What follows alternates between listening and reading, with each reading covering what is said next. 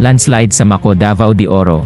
Iniulat na ilan na ang nasawi, marami pa ang nawawala at ilan pang mga kabahayan ang nasalanta at natabunan.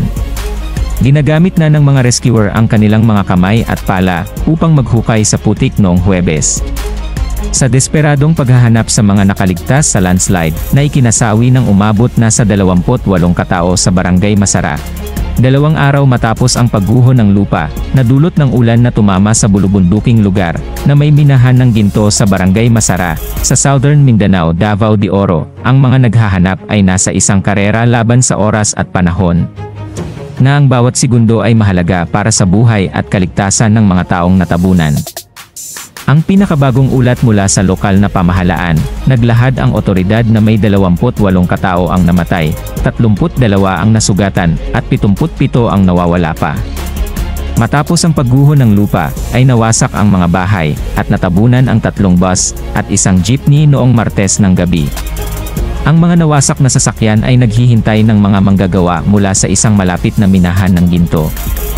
Umaasa ang lahat, na ang mga taong natabunan ay buhay pa. Sinabi ng opisyal ng ahensya ng disaster na si Edward Makapili, ng lalawigan ng Davao de Oro sa AFP. Ang aming rescue team ay walang oras na sinasayang dahil bawat segundo ay mahalaga pagdating sa buhay ng tao, sabi niya. Nahukay ng mga rescuer ang isang tao mula sa putik na buhay pa. 11 oras matapos itong gumuho, sabi ni Makapili. Kaya may tsansa pa, dagdag niya. Ang mga pulis, sundalo at rescuer mula sa Davao de Oro at katabing lalawigang Davao del Norte ay nakadeploy na sa Masara para tumulong sa search and retrieval operation. Habang ang mga rescuer ay gumagamit ng mga heavy equipment sa paglilipat ng lupa.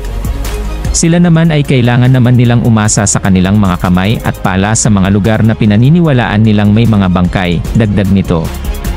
Napakakapal ng lupa na dumagan sa mga sasakyan at mga bahay. Halos masakop nito ang 2 palapag na gusali. Hindi bababa sa 20 manggagawa sa minahan ang pinaniniwalaang nakabaon sa mga sasakyan. Ang pagguho ng lupa ay madalas na panganib sa karamihan ng bansang kapuluan dahil sa bulubunduking lupain, malakas na pag-ulan, at malawakang deforestation mula sa pagmimina, slash and burn na pagsasaka, at iligal na pagtotroso. Ang lugar na tinamaan ng landslide noong Martes, ay humigit kumulang 4 na kilometro, 2.5 na milya, mula sa minahan ng ginto na pinamamahalaan ng isang lokal na kumpanyang Apex Mining. At idineklara ang lugar na isang no habitation zone, sinabi ni Maco Mayor Arthur Carlos Rimando. Simula noong 2007 ang lugar ay prone sa pagguho ng lupa, ngunit ang kabuhayan ng mga tao ay nandoon. Bumuhos ang ulan sa ilang bahagi ng Mindanao sa loob ng ilang linggo, na nagdulot ng 12 ng pagguho ng lupa at pagbaha, na nag-force sa libu-libong tao na pumunta sa mga emergency shelter. Ang napakalalakas na lindol ay nagpahina rin sa katatagan ng lugar sa rehiyon nitong mga nakaraang buwan, sinabi ni Science and Technology Secretary Renato Solidum noong Miyerkules. Daan-daang pamilya mula sa Masara at 4 na kalapit na nayon ang kinailangang lumikas mula sa kanilang mga tahanan at manirahan sa mga emergency center dahil sa takot sa karagdagang pagguho ng lupa. Ang mga paaralan sa buong municipality ay nagsuspinde ng mga klase. Nagbabala rin ng state weather forecaster na ang mga flash flood at landslide dulot ng katamtaman hanggang malakas na pag-ulan ay maaaring tumama sa lalawigan sa mga susunod na araw. Nag-aalala ang mga otoridad at mga rescuer na mas maraming pang malakas na pag-ulan na siguradong makakaapekto sa mga operasyon. Itinigil ng mga tropa ng hukbo, pulisya, at mga volunteers ang kanilang paghahanap noong Huwebes ng hapon dahil sa pangamba sa mas maraming landslide ang maganap dahil sa masamang panahon at magsisimula ang retrieval operation sa Biyernes.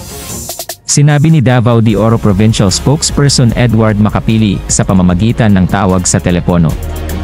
Mahigit 1,165 na pamilya ang inilipat sa mga evacuation center para sa kanilang kaligtasan, sinabi ng mga opisyal ng disaster response. Kabilang sa mga nawawala ang ilang mga minero na naghihintay sa loob ng 2 bus para umuwi nang tumama ang landslide at ibaon ang mga bus, sabi ni Makapili. Ilang minero ang tumalon mula sa mga bintana o tumakbo palayo at nakaligtas, anya.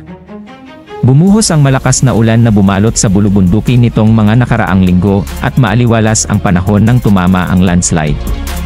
Nasira din ng mga lindol ang mga bahay at gusali sa rehiyon nitong mga nakaraang buwan, sabi ng mga opisyal. Para laging kang update sa bagong mga videos, please subscribe, like and hit the notification bell.